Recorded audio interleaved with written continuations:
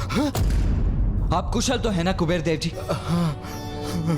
हाँ कुमार कार्तिकेय, आज आपने दूसरी बार हमारी रक्षा की। आपका कोटि कोटि धन्यवाद।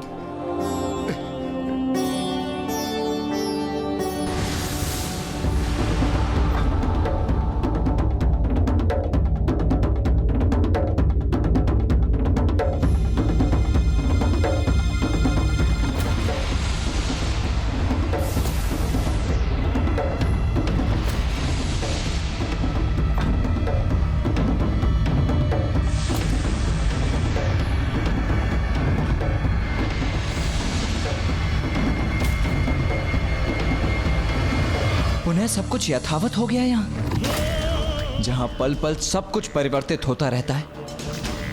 ऐसे माया जाल में हैं हम। किंतु कुमार कार्तिकेय, यदि यहाँ पग पग पर ऐसी अपरिचित बाधाएं आती रही तो हम आगे कैसे बढ़ सकेंगे? इसमें कठिनाई तो अवश्य है वायुदेव, किंतु हमें सावधानी से आगे बढ़ते रहना होगा।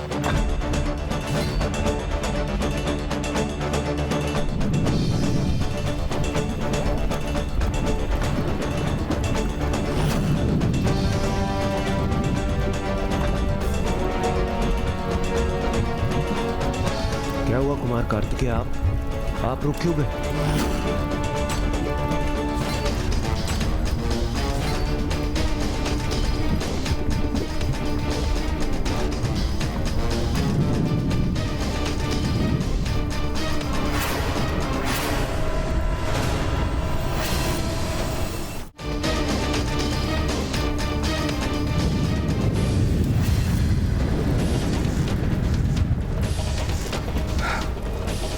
अभी अचानक ये भीषण अग्नि कैसे प्रकट हो गई?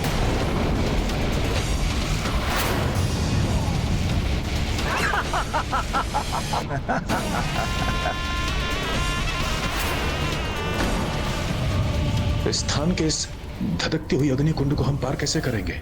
मायावी शोणितपुर में सब माया है, इसलिए ये आवश्यक नहीं कि वहां जो भी तुम्हें दिखाई देगा वो सत्य ही होगा। श्री महागणपति जी ने भी तो हमें इस अग्नि भ्रम के प्रति सचेत किया था। मुझे स्मरण है, किंतु यदि इस अग्नि में भी जल मगरों के समान कोई अदृश्य संकट छिपे होंगे तो फिर? नहीं देवराज, इस अग्नि से हमें कोई क्षति नहीं पहुंच सकती।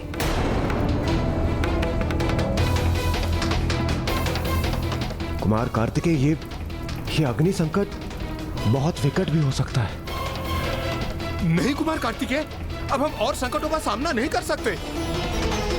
देवराज इंद्र उचित कह रहे हैं। हम उस एक वस्तु को प्राप्त करने के लिए बार बार अपने प्राण संकट में नहीं डाल सकते।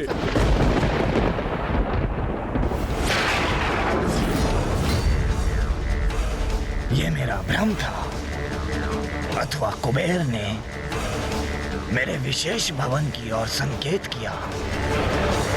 कुबेर जी क्या कर रहे हैं आप? मना किया था ना, भवन की ओर संकेत क्यों कर रहे हैं आप? आप सभी मेरा विश्वास कीजिए और चलिए मेरे साथ। उचित है कुमार कार्तिकेय, यदि यही आपका आदेश है तो उचित ही होगा।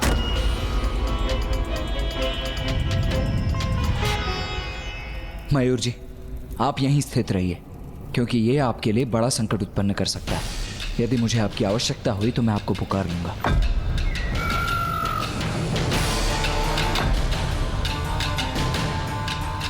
मेरा मायावी खड्ग जहां स्थित है, कुबेर ने क्या हाथ उठाकर उसी को इंगित किया? महादेव पुत्र कुमार कार्तिकेय का वास्तविक प्रयोजन क्या है? क्यों आया है ये यहाँ शोणितपुर में?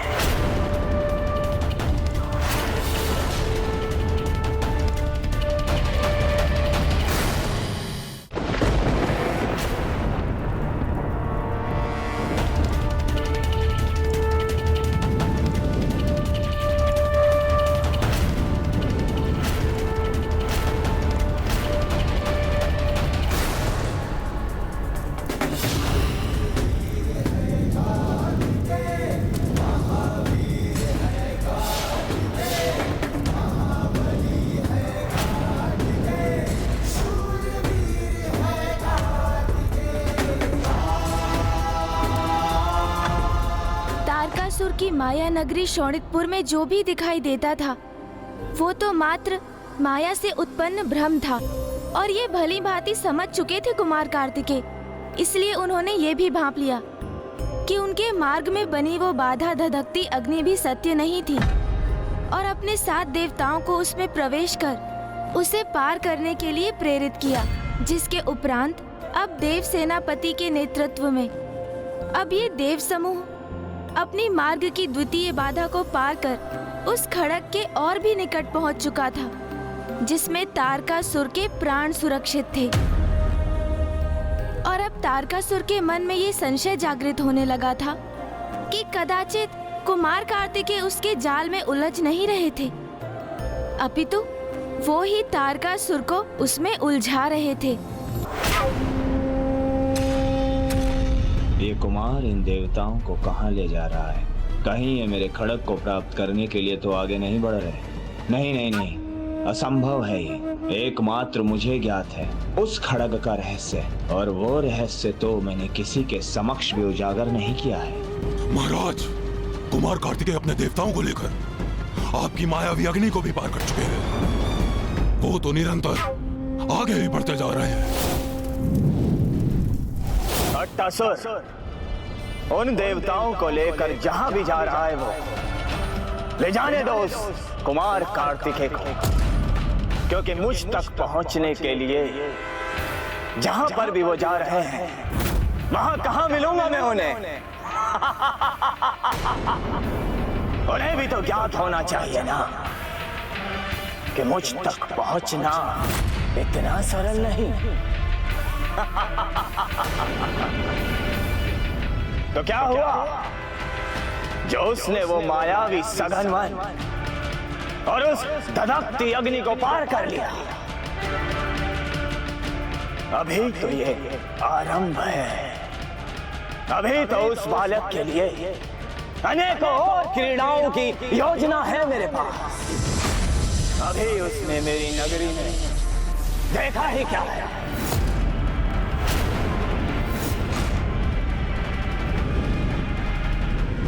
श्री महागणपति जी ने हमें स्पष्ट चेतावनी दी थी, इसीलिए अपने उद्देश्य की पूर्ति के लिए हमें प्रतिपल सजग रहकर आगे बढ़ते ही रहना होगा।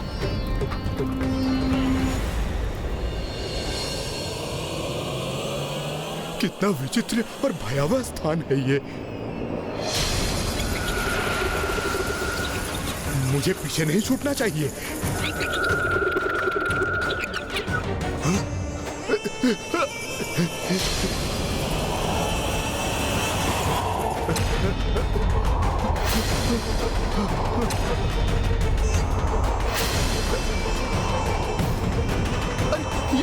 ये क्या हो रहा है? मेरे नीचे भूमि स्वतः गतिमान कैसे हो रही है? देवराज इंद्र, वायुदेव, कार्तिकेय जी,